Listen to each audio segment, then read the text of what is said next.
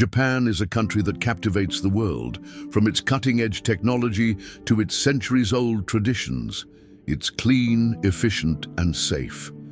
But behind this polished surface, there's a quieter story, often overlooked. A story of women navigating impossible expectations, of silent sacrifices hidden behind perfect smiles.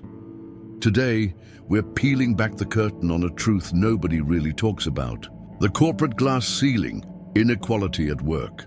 Growing up in Japan, many girls are taught to be polite, diligent, and humble, all admirable traits. But when they enter the workforce, those same traits are used to keep them in the background. Promotion, leadership roles, those often go to their male peers, regardless of talent. A lot of women are hired under the OL system, office ladies. It's not just a job title, it's a role with a ceiling. OLs are expected to serve tea, do administrative work, and quietly support the office. Ambition, that's often seen as unfeminine.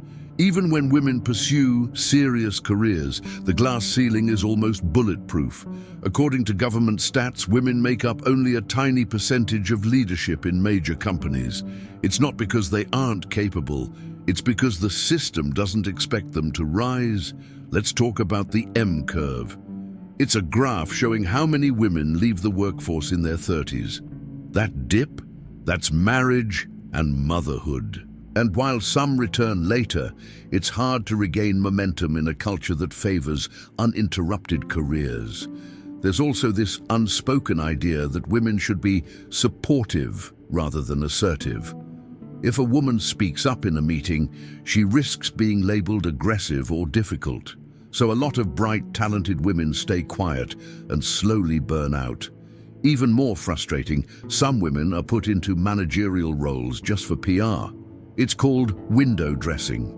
They're there to check the diversity box, not to lead. That kind of tokenism is incredibly discouraging and emotionally draining. And then there's wage inequality. Japanese women earn on average about 74 cents for every dollar their male counterparts make. That's one of the worst gaps among developed countries. Same work, same hours, less money. Some companies are trying to change things, offering parental leave, flexible hours, leadership mentoring. But those are the exceptions, not the rule. And many women fear using those benefits will hurt their careers. Still, more women are quietly pushing back. They're starting their own businesses, freelancing, or speaking out online. The fight isn't loud, but it's growing. And that quiet resistance, it might just be the beginning of something bigger. The pressure to marry, traditions versus modern desires. In Japan, there's a silent clock ticking for women, and it starts early. By the time many hit their late 20s, questions begin to roll in. When will you settle down? Aren't you thinking about marriage? It's asked casually, but the pressure behind it runs deep. Traditionally, marriage was seen as the natural next step after school and work. For generations, women were expected to quit their jobs, become homemakers, and raise children. And while times have changed, that mindset hasn't fully disappeared. Women who don't marry by their early 30s are sometimes labeled as leftovers. Yes, that term exists, and it hurts. There's also the outdated phrase, Christmas cake, meaning a woman over 25 is like a cake after the 25th, still there, but less desirable. This pressure doesn't always come from strangers. It often comes from family. Mothers worried about grandchildren, relatives asking awkward questions at New Year gatherings. The message is clear. Something's wrong if you're not married. But here's the thing, many Japanese women don't want to rush. They want to explore, work, travel, live fully. They're not anti-marriage. They just want it on their own terms. But that choice comes with silent judgment. Marriage isn't just about love anymore. It's seen as a social responsibility. You're expected to marry on time, have children, and fit into a certain mold. And the older you get, the fewer acceptable options you're told you have. Online dating, it exists, but it's not always empowering. Many apps in Japan still emphasize age, income, and appearance, feeding into those same societal expectations. It turns romance into a resume. And for women who choose not to marry at all, life can feel isolating. Friend circles shrink, workplace dynamics shift. It's not just being single, it's being constantly reminded that you're different. Or, still, a quiet revolution is happening. More women are embracing independence. They're living alone, building careers, traveling the world. They're redefining what happiness looks like, one bold decision at a time. The motherhood trap, balancing career and family. Becoming a mother in Japan is often described as a beautiful milestone, but what many don't talk about is the trap that follows.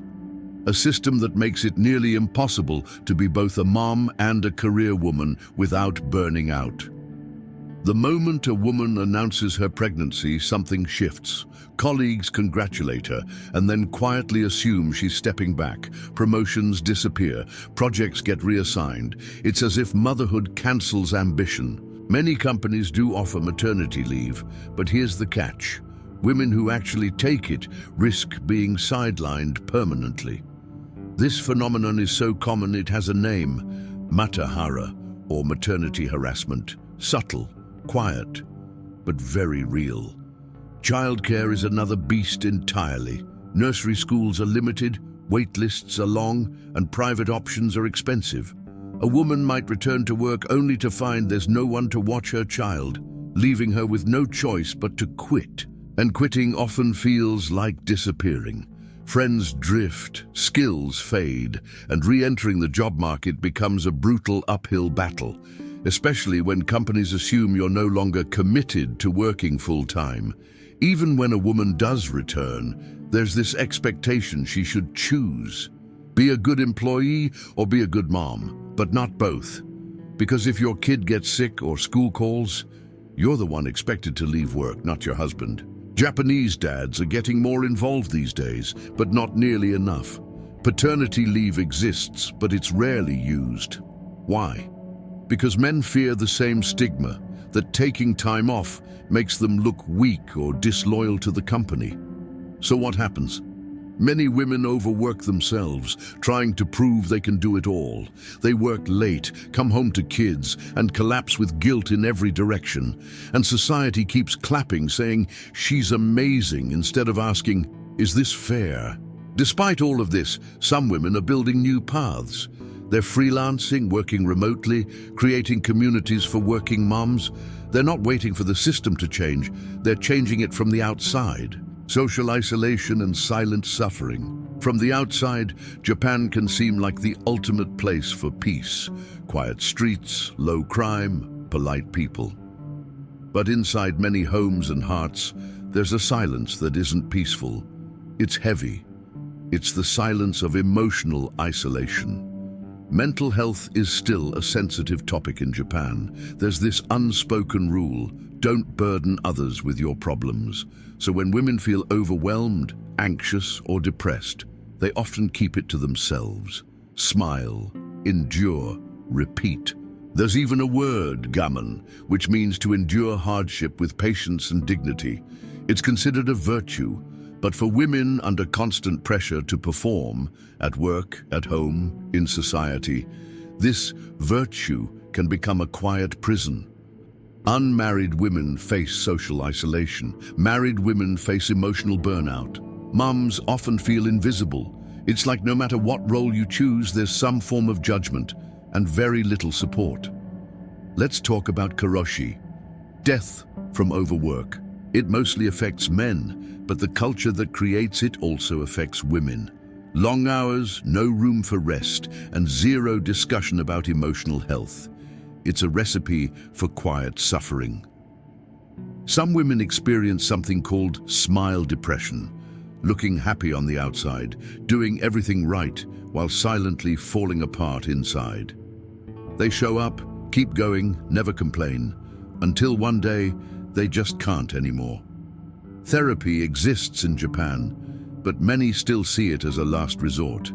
Some fear judgment from family or employers, others don't know where to start. And those who do seek help often say it's hard to find someone who truly understands them. Online spaces have become a surprising lifeline. Anonymous forums, mental health blogs, social media, these places allow women to vent, connect, and realize they're not alone. Sometimes just reading someone else's story helps. More creators, writers, and even celebrities are speaking up about emotional struggles. And every voice that breaks the silence chips away at the shame. It's slow progress, but it's real. And it matters more than we think. The rise of change, voices breaking the silence. Despite all the struggles we've talked about, something powerful is quietly unfolding in Japan.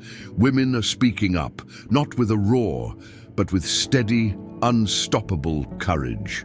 They're rewriting the script, one small act at a time.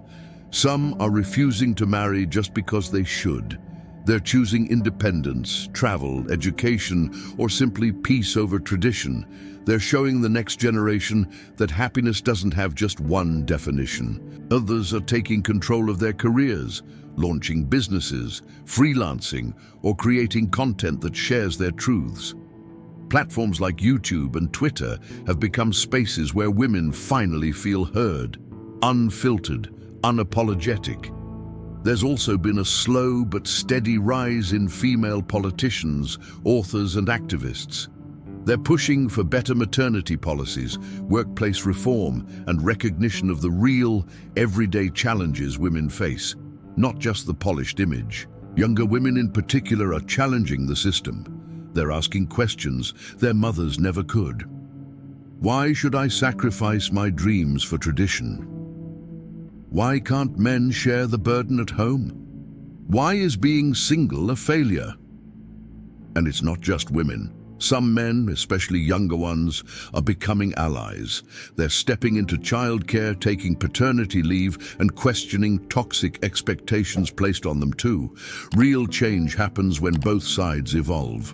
Pop culture is playing a part too. TV shows, manga, and movies are starting to portray more realistic women.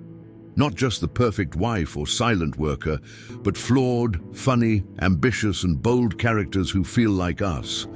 It's not all sunshine, of course. The old systems are still strong, and progress can feel frustratingly slow, but momentum is building. More conversations are happening, and once you start to see the cracks in the system, you can't unsee them. And maybe that's the real revolution, not loud protests, but quiet decisions made every day by ordinary women who are simply done pretending. And that, more than anything, is how change begins. Japan is a country of beauty, tradition, and discipline, but it's also a place where many women carry invisible burdens. From boardrooms to living rooms, their struggles often go unnoticed. But now, more than ever, their voices are rising. If you've ever felt pressured to live a life that wasn't really yours, whether you're in Japan or anywhere else, their stories might sound familiar. And maybe that's the point. This isn't just about Japanese women, it's about all of us. So, before we romanticize a culture, let's take a moment to understand it. Let's listen deeper, ask questions, share stories. Because empathy isn't just a nice idea, it's the bridge between worlds. What cultural expectations do women face in your country? Drop a comment below. I'd love to hear your perspective, and if this video opened your eyes even a little, consider subscribing. There's so much more beneath the surface of Asian cultures, and we're just getting started.